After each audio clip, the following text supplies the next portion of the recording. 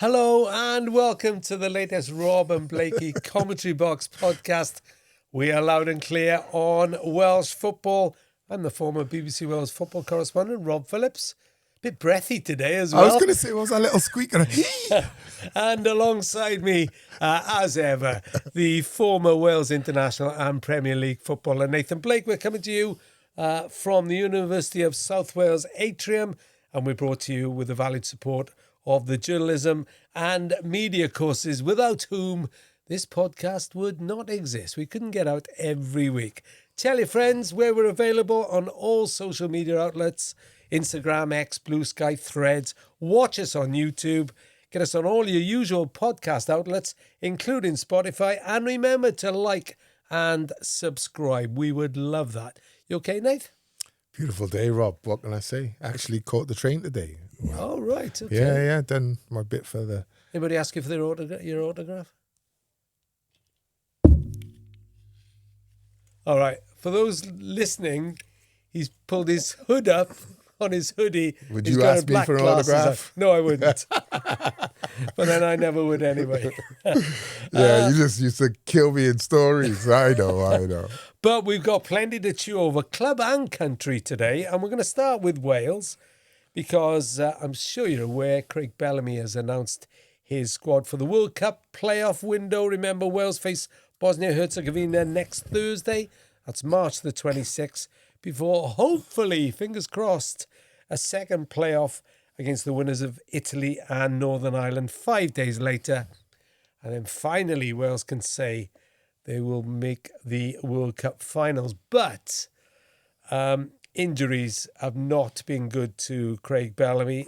No Kiefer Moore, Chris Mepham, Ben Davies, all ruled out. Seem to forget as well, no Connah Roberts, who's been a big part of Wales' success over the last few years, not played this season. Not surprisingly, no Aaron Ramsey. We'll talk about that in a minute, who hasn't played for months, of course. And recalls to Rabi Matondo, Wrexham goalkeeper Danny Ward, who's good to see him fit again. One of four keepers. But, Nath, your overall thought on the squad? I'd be honest with you, I thought defensively we're a bit inexperienced without, you've got Rodon in there.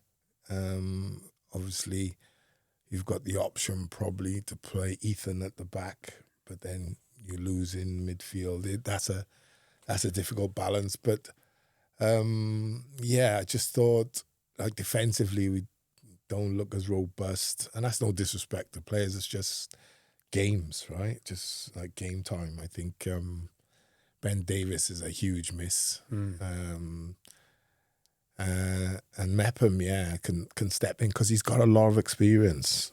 Chris has. He's got a lot of over good experience. Caps missing. Yeah, exactly. And then, like you say, people forget about Connah, but when he's played for Wales, he's been ridiculously good, hasn't he? He has, yeah. So big miss. So I will throw him in now. Of course, Dylan Lawlor did make the squad, just as I said 2 weeks ago. No, yeah. Would you play him? I'm not sure there's too much of an option. Yes, I would. You would play Dylan? Yeah, because I think he's playing well. Yeah. Confident. Yeah. Brings the ball out of defence. Yeah. And in the press conference, Craig Bellamy was saying that he was a player who he thought would still develop. There's more to come. Oh, loads more to come. He said that he thought Cardiff had handled Dylan Lawlor brilliantly. Well, Brian Murphy's a very good manager, and he's got a very good backroom staff as well. So I think what you've seen at Cardiff is what we've not seen in probably 15 years. And that's a staff that's come in as one. Okay, Gavin Ward was already there, but he stayed as the goalkeeping coach, so there's no disruption there. And you've got a manager in his staff or a head coach in his staff who are very diligent, brilliant at what they do. This clearly would be a step up for Dylan Lawlor. A game of this intensity. It's not a step up. It's several step ups. Yeah, so right? Give me your thoughts on that. Well, listen, we play the game and we thrive on pressure as players. But at the same time, I would go experience over youth for this game, for these two games, simply because I wouldn't want someone of youth making a major mistake that ends up psychologically sticking in your head. Because I think as footballers, we can forget things quickly. But if you made a mistake that ended up costing you a World Cup place, I'll give you an example, Paul Bowden. You don't want that attachment to you. So for me, I think with Dylan, he's got so many years ahead of him and so much development ahead of him. And I'm not saying he can't play now.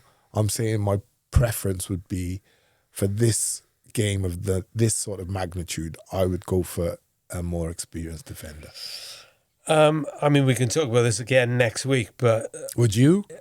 I would play Dylan Lawlor, yeah, because I wouldn't move Ethan Ampadu back. I get your reasoning behind that. If you look, other than that, there's Reece Norrington Davies, Ben Cabango. Possibly. Would you play Cabango? Would you say Cabango's got... Remember, we're talking international now. Yeah. Right? I think my feeling is that he will go for Lawlor because he puts his trust in youth.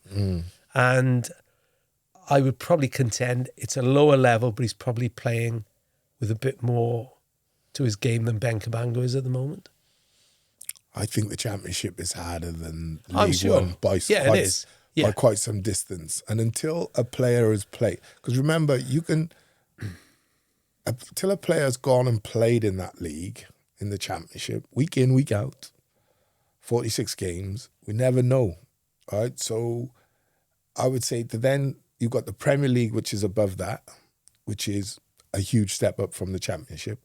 And then you've got international football above that. This is the best of the best for each country. I think it's a massive step. I think you'd be better playing the experience of Cabango over the inexperience of Lawlor, in my opinion. That's going to be interesting. We'll see what happens. Yeah, it's a proper conundrum, right? It is, yeah. It's I mean, what I'm saying, I don't think I'm right or wrong, and I don't think what you're saying is right or wrong. It's just what Craig is thinking in his head, right? That's why Craig is paid the... That's why you're the manager. The bucks, yeah. He was going to say big bucks, and then you thought twice. Yeah, or it's the FPW. He's on more than my pension. That's why Craig is paid the... Well, the bucks. Interesting as well, of course, that there's someone he hasn't got is someone who the FAW would like to have got in, and that's Ashley Phillips.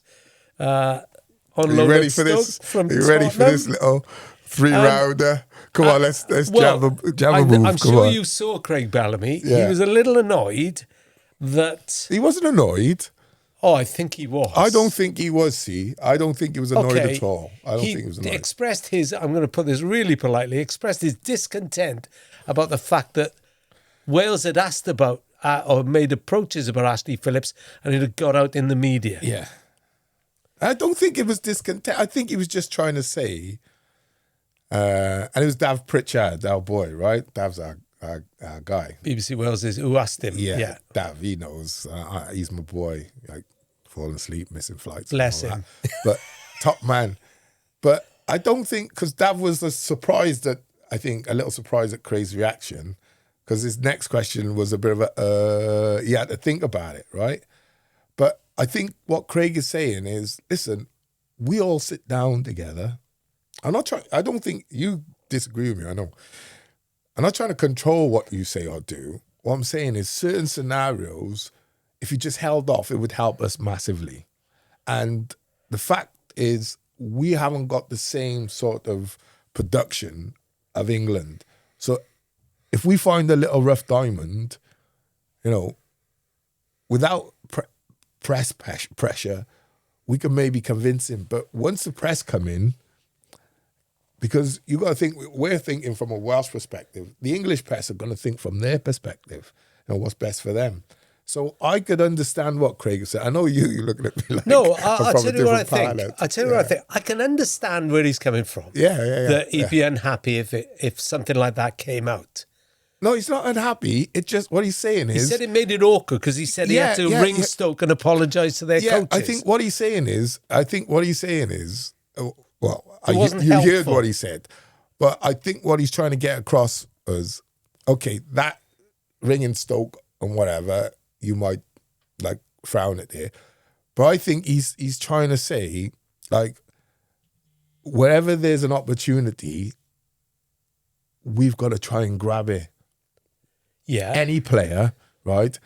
And if our Welsh press go ahead and print something, and then it gets out and the English press eat it up, and then all of a sudden the kid's under pressure to play for England rather than Wales, or Wales rather than England, it's just a bit too much. And if you can, and it might just be holding off.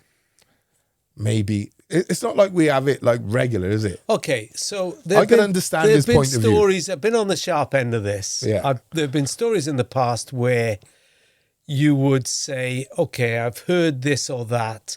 You'll put it to the club or the country or whoever it is, and they might say, "Oh, look, can you just give us 24 hours to get our house in order so we're ready for when you print it or publish it as, say, on the radio or whatever."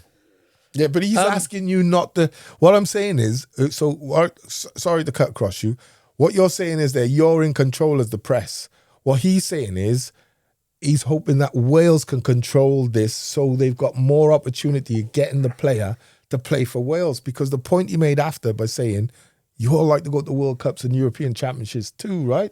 Well, yes. The better squad we got, the better players we can get under our belt, the more opportunity we've all got to go into these tournaments. Yeah. Can you understand that? I can understand that, but so that's why the conflicting scenario is that journalists are there to find stories. Yeah, I understand. Not there to cheerlead. I understand.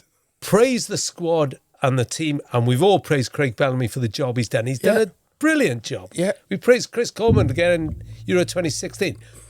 Great relationship with him. Yeah. I didn't mean to say we wouldn't write stories that he probably didn't like. Well, it's not a story he doesn't like, is it? It is. He didn't like it because he mentioned it. No, I was really disappointed it what got out. What he doesn't like is the fact that you've harbored the possibilities of him getting a player. You've weakened it. You've weakened it. And he's asking, is there a chance? He's not telling you, is he? He didn't say, you better. He's asking you a question. Okay. And he's putting it in a way that, listen, it benefits Wales. Do you think if one of the national newspapers covering England had found a story that Gareth Bale was English and the FA and the English FA had asked about Gareth Bale, do you think they wouldn't have carried that story? I'm not saying that. I'm not saying. No, you are, because that's effectively what you're trying to say. No. We shouldn't carry the story. No, I'm not saying you shouldn't. I should. That's up to you. That's entirely up to you. I'm trying to hopefully represent what Craig was saying, and when I heard what he was saying, trying to put it and repeat it in what I think he was trying to say. I don't think it's a control in any way, shape, or form. I think it's a Wales together, right? Including you, the press. I don't think that can. Well, because listen, if a scenario happened where there was a bust up with Craig and a player, he wouldn't expect you not to write about it, would he? He wouldn't be saying to you, right, like, don't write about that because it's going to affect.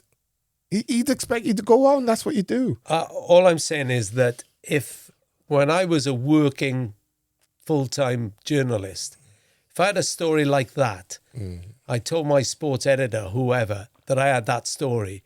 And I said, can you hang on for 3 days? Because the FAW aren't happy about it. Well, I know some people in authorities would say, if they're not happy about it, let's do it now.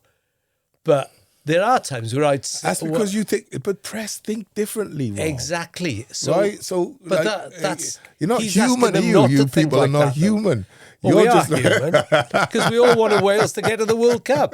That's the bottom line. Yeah, you want Wales to get to this World Cup. So he's asking you, minute in his ask for me, and it might not be for 3 days. It might be just don't print the story. Now, that is a totally different thing, because you cannot be beholden to any club or organisation I don't think to print a story if it's in the public interest. You've still got the option to say no. He's not. There's no comeback off it, is it? Well, it is because he turned around and said, "Well, hang on, you all want to go to the USA? Yeah. We all want Wales to get there. Yeah. So that's. But I still got to do my job. Can you understand his point of view, though? I understand him being happy with it getting out, but I'm not sure it should be. Well, I think Craig's been around long enough to know that he will know. He can't just say. But listen, like my mum used to say, you shouldn't be doing that really because we're all in this together. Like my mum used to say, if you don't ask, you don't get. He's asked the question. He's posed it. But it's out now. Yeah. What's the point of that? Well, it might be a future player. That's what I'm saying. And I understood what he was saying. What I do remember is, and I'll mention this because it's a similar scenario, I remember David Brooks going off to play in the Toulon tournament for England, having been in a Welsh camp, under 19s or under 21s, and Rob Page suddenly rang me and said, you got no worries, he's told me he's coming back. So he's going to... with all the flack going on, I'll go out in public and say, so that's okay then when Rob rings you and gives you the heads up ahead of the game. But it's not okay if Craig asks you just to settle down. But he wouldn't say, no, don't carry the story. No, but what I'm saying is, can you understand, though, the point of view, what he's trying to... I can understand his discomfort with the story getting out. Okay. I don't think we're going to agree, are we? No, I don't think we are. But then I come from a background of sports journalism, and I like to think I built up loads of trust with people. And there are stories that you can't write because people trust you not off. to. Yeah, well, that was your own fault. That's all I'll say. You walked out at half time. You expected me not to carry the story. See, that's the difference. I didn't walk out. I unknowingly left the building. Yeah. Didn't walk out. Well, you were off. I had to walk. You did leave the premises. I had to leave the premises to go home, yeah. When it was half time. But you made out it was like, I'm off. Like, I got my bag and steamed over. When you'd been subbed. Yeah. And you walked out. Well, I didn't say stormed out. No. No, I didn't. It was I'm off. You remember better than I do. It's just another story for me. Anyway, we'll move on. Calls, man. 3 calls. Any other thoughts on the squad? Are you more or less confident now? I'll be honest with you, and this is that I'm like on a 50-50. I always, depending on the game, the players who's fit and what have you, I'm always super confident, especially at Cardiff. I think we're a tough nut to crack at Cardiff City Stadium. But this, the injuries, when Ben went down a couple of months ago, you were thinking, no. Kiefer went down, you're thinking, even though Kiefer's not first choice. No. Brennan, not in good form, you're thinking, not playing. There's the good news is Harry Wilson is back. And was it 9 goals, 6 assists this season? Yeah. He's in the form of his life. Yeah, but it takes a team. And he's carried us before. Yeah, it takes a team. Yeah, it does. No one, even Gareth Bale would say, the superb things he'd done for Wales, he doesn't do on his own. It comes with the team. So, he did say that always. You have to say. I don't. No. We talked about Dylan Lawlor, the 2 Colwell brothers. Good to Ruben see and them, Joel are both in the squad. Ronan Kapaki also involved. Personally, a decent week for Ruben Colwell. Scored a couple of good goals at the weekend. Yeah. Signed a new deal to 2030. I was interested. This season, Cardiff have given new deals to Ollie Tanner, Ronan Kapaki, Isaac Davies, all to 2029. Yusuf Salah, Cian Ashford, Ruben Colwell, all to 2030. Crop of youngsters. Planning ahead? Crop of youngsters. That's exactly what they should be doing. Because if those players, let's take for granted for a moment, they go to the Championship and they do really well in the Championship and they're top 6 in the Championship, then they got an opportunity to go to the Premier League, or Premier League clubs are going to be having a sniff at some of their players. Now you can sell them for, 20, 25, 30, 35 million quid, 40 million quid, because they're not just good young players. They got great potential left in them. They've got a promotion behind them, and they're top 6 in the Championship. So it's like tick, tick, tick, tick, tick, and they've already made their international debuts. So I think it's at last it's nice to see the club being showing that foresight and being ahead of the curve rather than behind it. But it went wrong for them last night. We're recording this on Wednesday, so we'll talk about the Tuesday night games. And Cardiff were beaten 2-0 at home by Wycombe, turning point being Gabriel Osho's sending off, red card just before half-time. You saw them win at Rotherham, having had a red card. Wycombe were a different ball game. I still think Cardiff should have won that game, though. I thought Omari Kellerman missed a great chance. Yeah, when it was I 0-0. thought he was. I think it took a little deflection as it came Might to have, him. yeah. And I think he was thinking left foot, no, right foot. No, and then by the time it hit his right foot, because his feet weren't sorted, right? Yeah, and he was only a yard out. And the way he plays, I think he would have gone that way with it, opened his left foot out and just cushioned it in.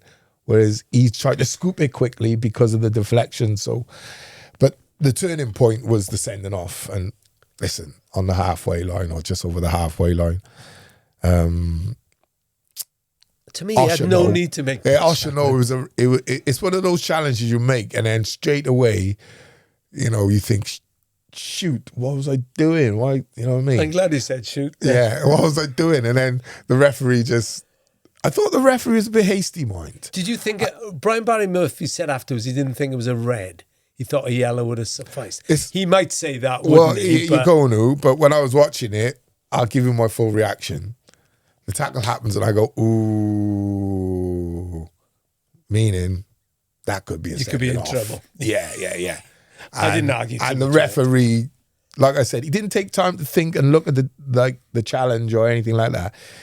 I think he was just like, the boy was rolling around. It was one of them, like, it was a naughty tackle, to be fair. It was. Right? And, you can't, like, disguise it or dress it up or anything else. If it had happened to a player in your team, you would have wanted a red card for that, wouldn't you?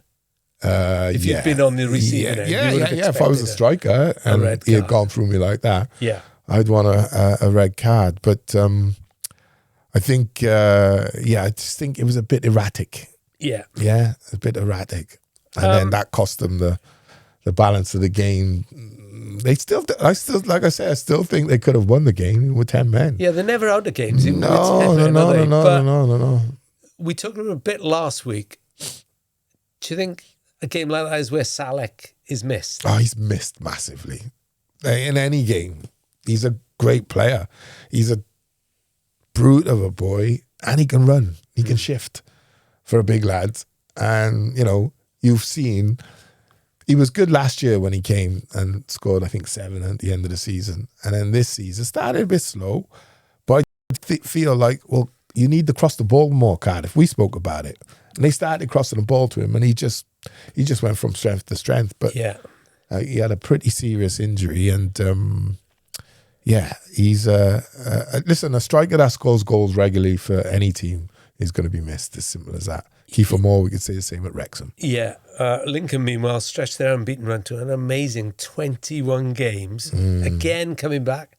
They were 2-0 down and scored an injury time goal. Yeah, it was a great opportunity for if Cardiff had won to cut the deficit again. It was. Right? But Bradford in fourth were held by, Bolton. Third. 10 points behind. Yeah. They couldn't take full advantage.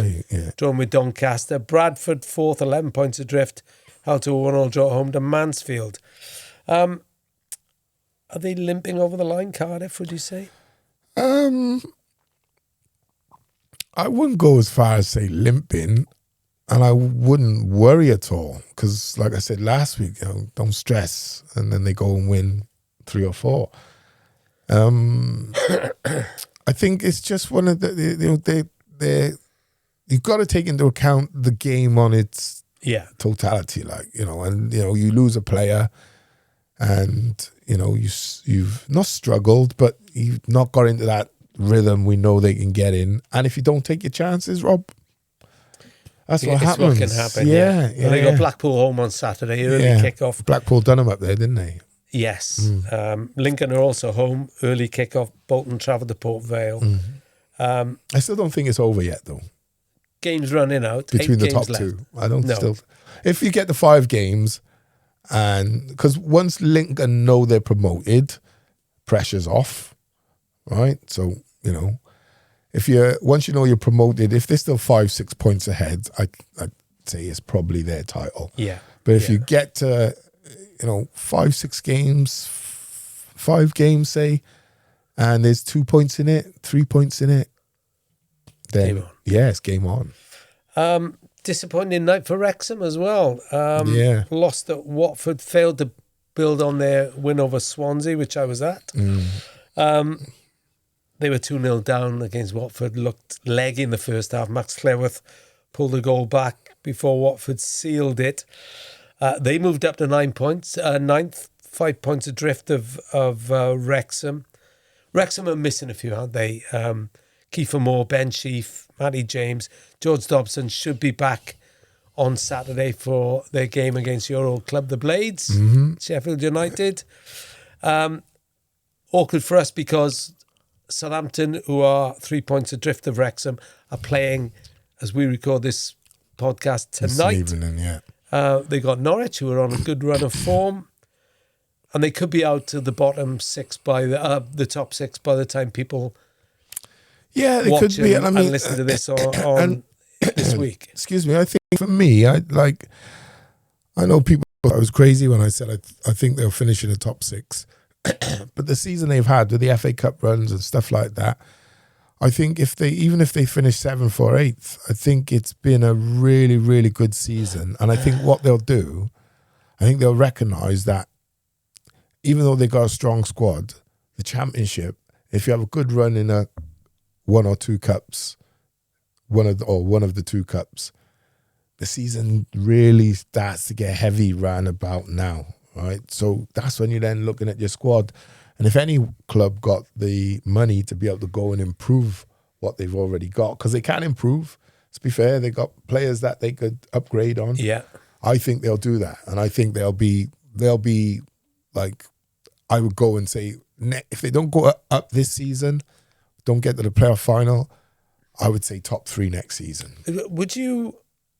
How much does emotional energy drain from you after? You said to me earlier, you said they had some emotional games. So Chelsea was full of emotion, and they ended with 10 men, of course. They lose at home to Hull then on the following midweek. Then they play, whether you call it a derby or not, there's a bit of rivalry between Wrexham and Swansea, particularly as Swansea won the home game before Christmas. And then they go to the only team playing on Tuesday night against Watford. It's been a tough 10 days Watford. Or so for them, hasn't it? At Watford as well.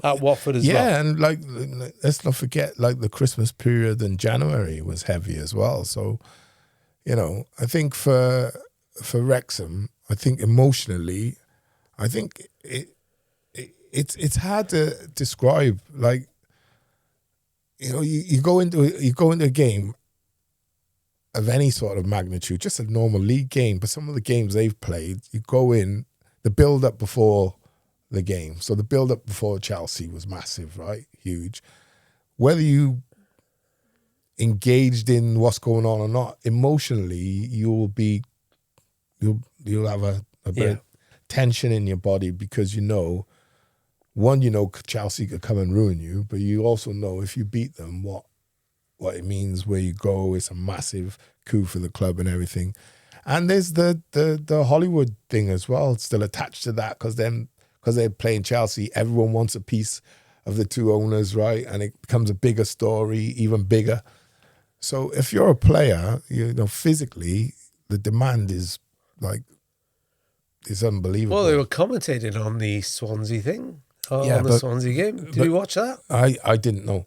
But the Why not? Well, for other reasons. But the demand emotionally, on top of the physicality, that's what you've got to remember. You're emotionally involved in a game anyway. But when you've been building up for a week prior or 4 days prior, and then Ipswich was a big game, and then they played Ipswich again, didn't they? So there was 2 games which, again, emotionally, and if you get through this FA Cup tie, you're then going to get a big club. So there was that build-up, the Mickey T's goals being replayed and everything.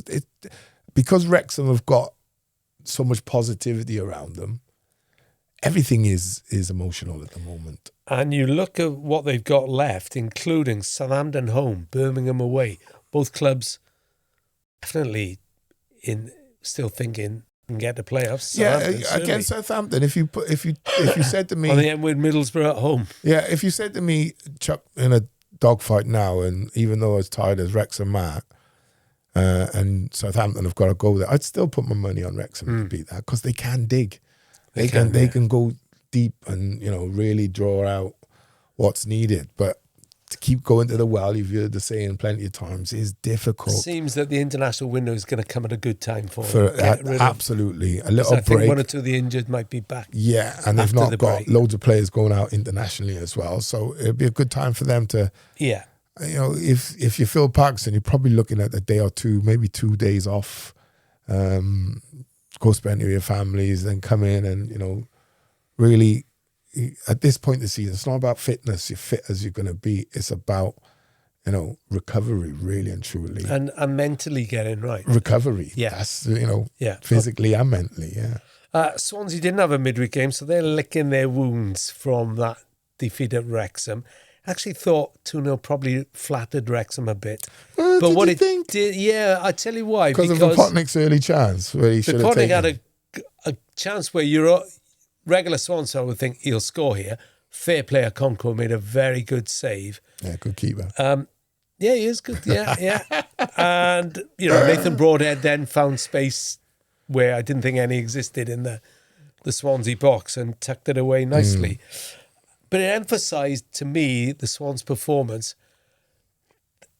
Potnick's got 17 goals. I've said it before. If he had good service from wide, he'd be on more than 17 now. And you look at it, and their next highest scorer is Liam Cullen with 5. That's too much of a disparity. Yeah, and also a consistency. I think that's what Swansea's problem is. Is one, I'd say consistency. They're lacking a bit of toughness in midfield. I've said that. And I think goals. Yeah. Is, defensively, they're okay. Goals. You need goals, to rely on one man, 17. Well, you won at this stage is one striker on 17, the other on 14. Do you know what I mean? A couple of midfielders on 6 and 7s. You've got to be looking at the end of the season. How do you get like 80, 90 goals in a season? And no matter how you look at it, your centre-backs have got to chip in, your full-backs have got to chip in. Cardiff got like 18 different goal scorers this season. Yeah. Right? They are improving under Matos, Swansea. You can see by a country where they're coming on. Yeah, but I would say what the Wrexham game showed as a microcosm is that there's a lot of work to do in the summer recruitment-wise. I wouldn't say a lot. I would say right players in the right positions and there's plenty to stay ponder free about from injury. If you finish mid-table, okay, the team's coming down. You have to keep an eye on that. But if you finish mid or above mid-table, you've got to be thinking to yourself, well, we're not far away, are we? No, they're not. And as I said, the improvement is tangible under the manager. Matos. Yeah. They're much better with Ethan Galbraith in midfield because he brings energy. I like Stamanic as well. I didn't think they played particularly badly at Wrexham. Yeah. But they'll be tested this weekend. I think they need Coventry are in I think they need better wingers. Yeah, definitely. A better centre back, and your fullbacks. You're going to make it. You can't be playing Galbraith as fullback. You've got to sort that position. Josh Key has come in there and he's done done really okay well, again, right? But what again? Consistency. Yeah.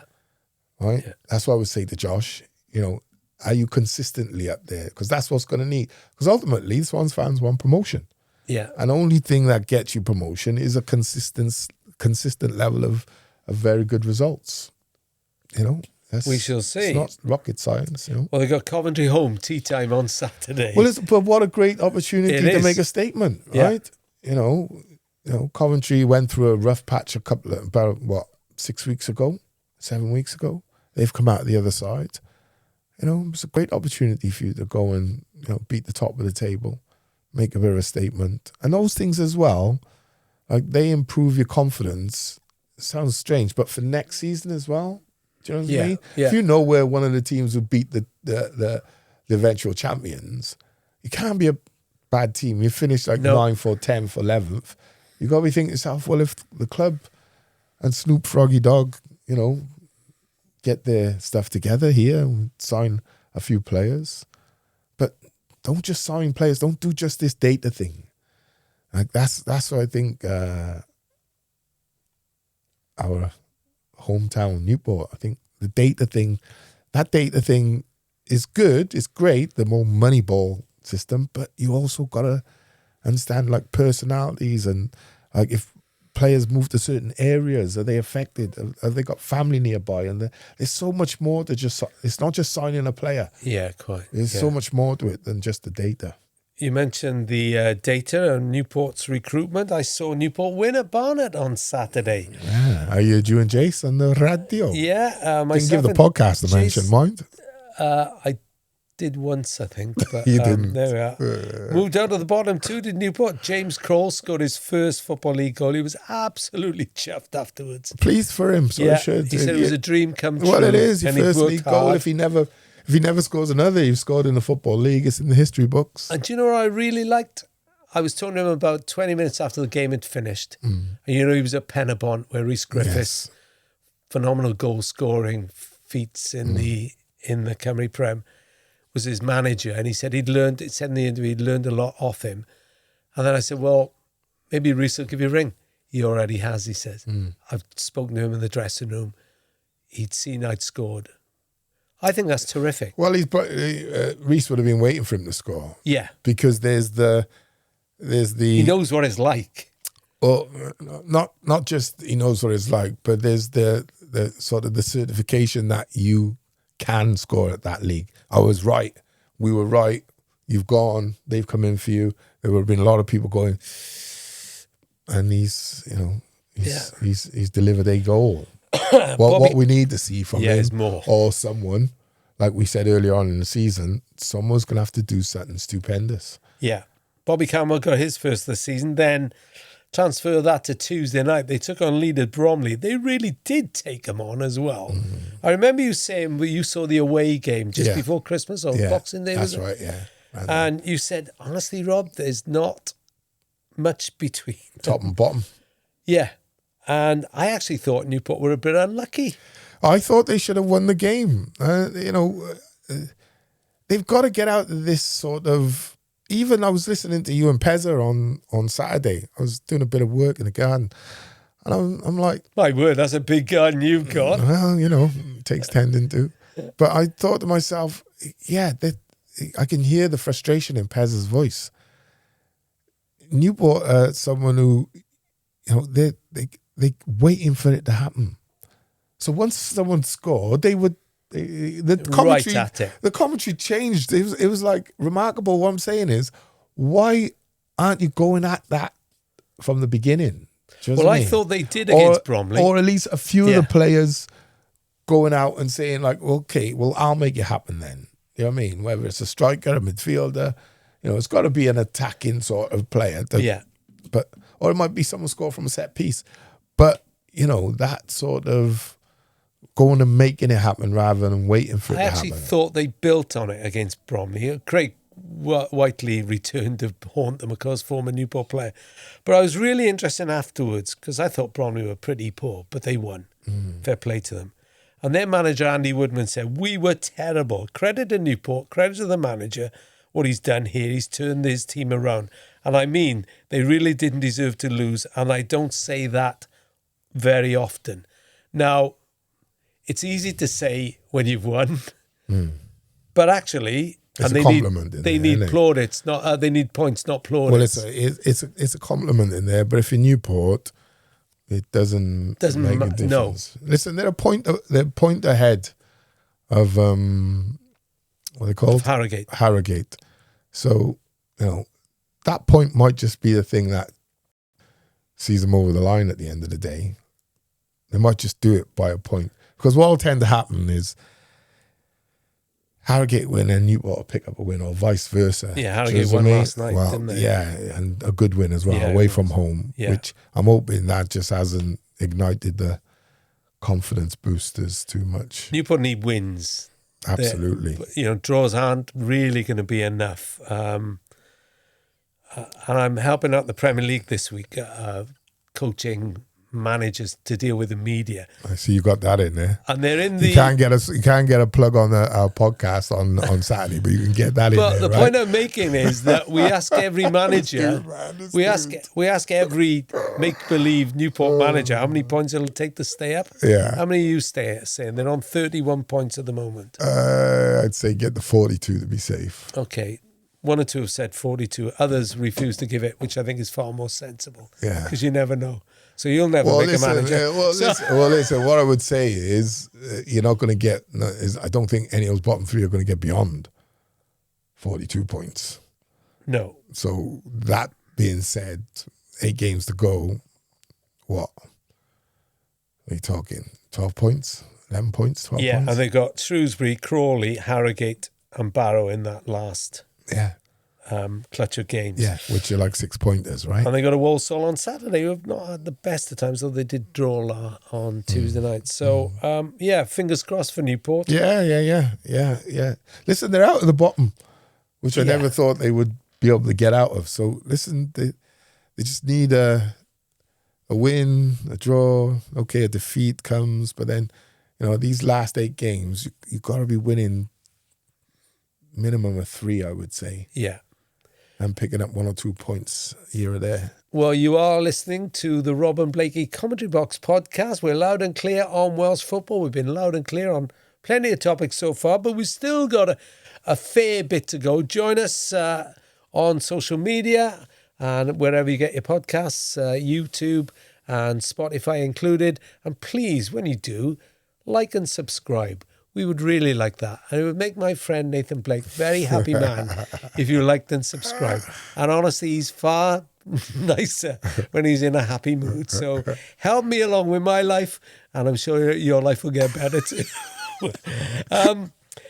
Merthyr, bring us back down to earth. Do you like that little plug? It's pretty good for off the cuff for you, yeah. Merthyr let a 2-goal lead slip on Saturday against Spennymoor, slipped to their second consecutive defeat, but they remain in third in the National League North on goal difference. We've been saying that for years, haven't we? Yeah. Well, they remain in third. They stay in there, yeah. And Kidderminster lost on Tuesday night, so, but they still got 2 games in hand, so we shall see, but Merthyr need to get back on the road again, as we said. Yeah. I think that was a big opportunity there, Spennymoor. But if they can just playoffs, playoff would be amazing. Playoffs is a massive achievement, and then next is playoff final. If they get in the playoffs, nobody will want to play them. I wouldn't say they're that type of team. I would say at the start of the season that would be the case, with the players they had. But when you've lost a couple of your, top Ricardo players, Reece, it's different. Yeah, you're not coming. The opposition's not thinking, "Oh, he's on 25 goals." Oh my God. Yeah. Do you know what I mean? Like we're saying about Newport. If Newport had a 25 goal man now, defenders would be going, "Oh no!" You'd take Will Evans again, wouldn't they? Yeah, definitely. Yeah.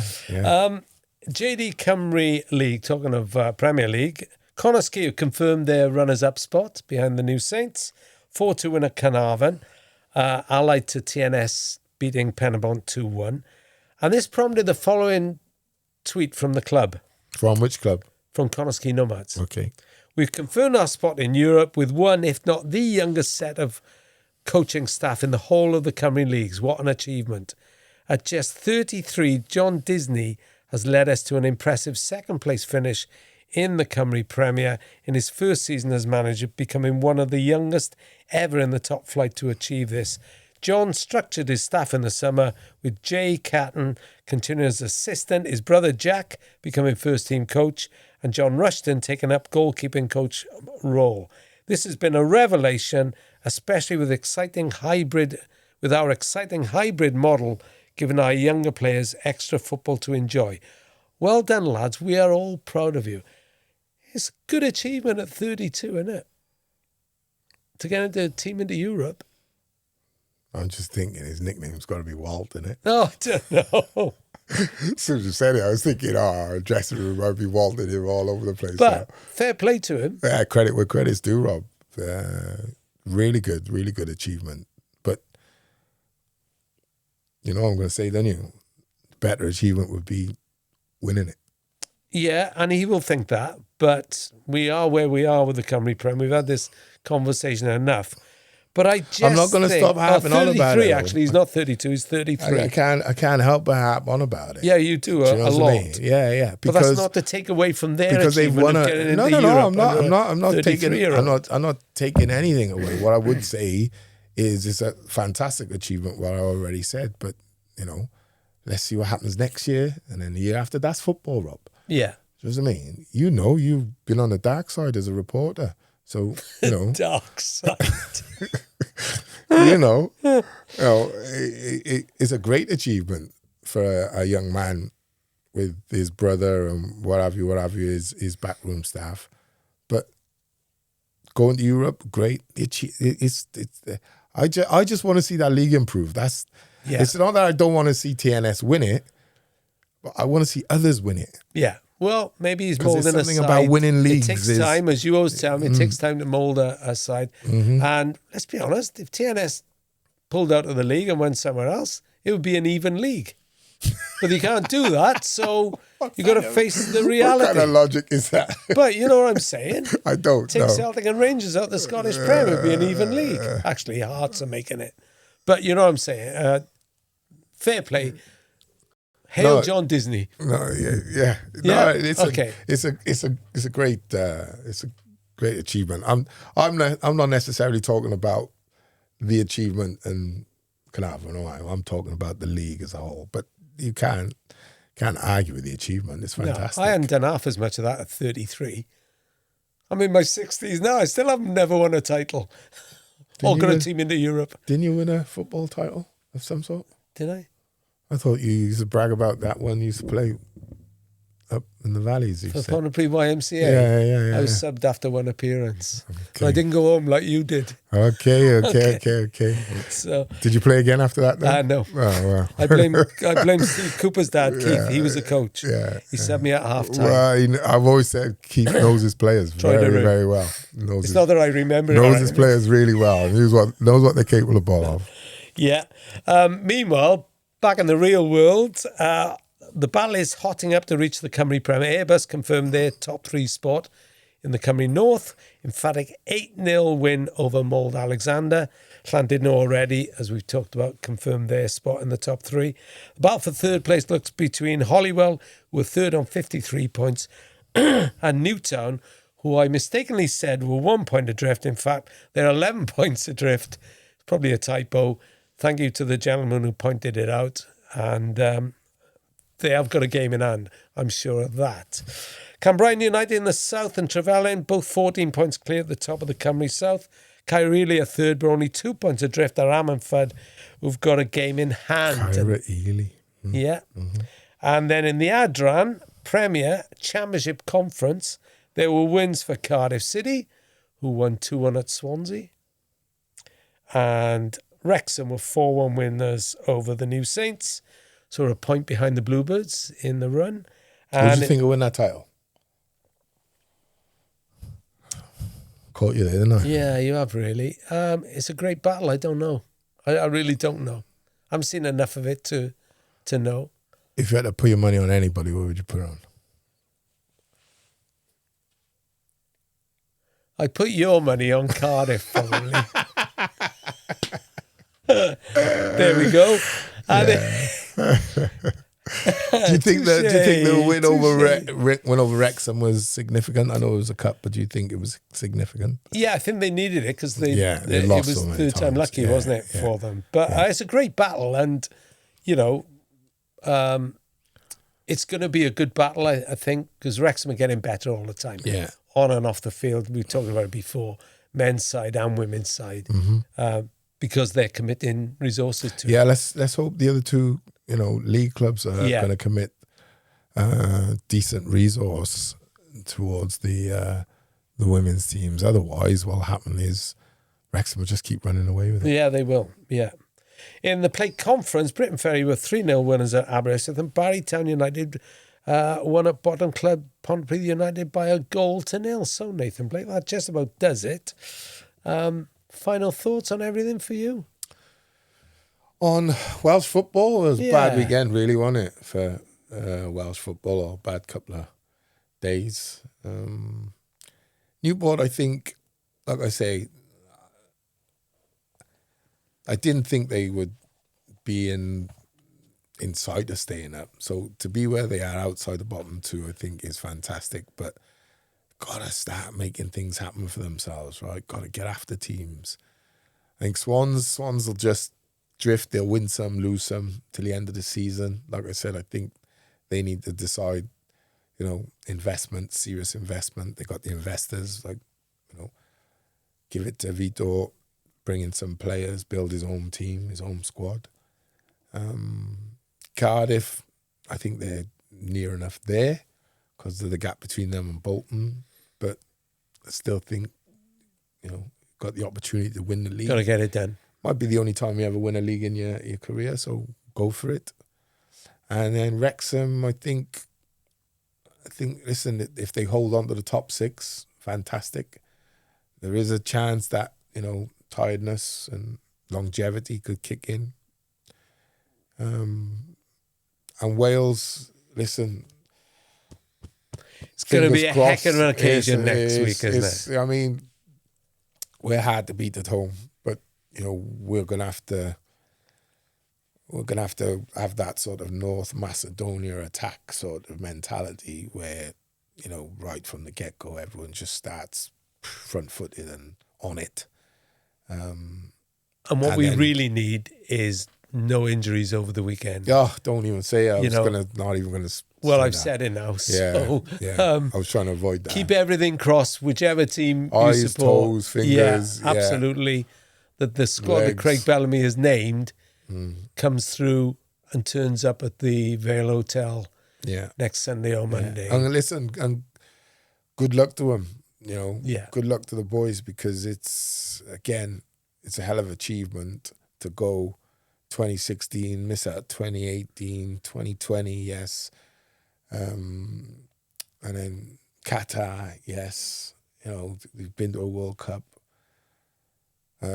Hopefully this one is still going on, right? Because madness that's going on at the moment. But good luck to him. It's going to be a massive game. Let's not say 2 games.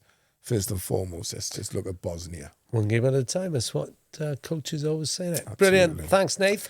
Cheers, bud. That just about does it for the Rob and Blakey Commentary Box podcast. I think you'll agree we've been loud and clear on Welsh football today. We haven't always agreed, but then we never do. And if you want more of this, we'll be back same time next week. And looking ahead to that Bosnia game, but plenty of other stuff too. Till then, cheers.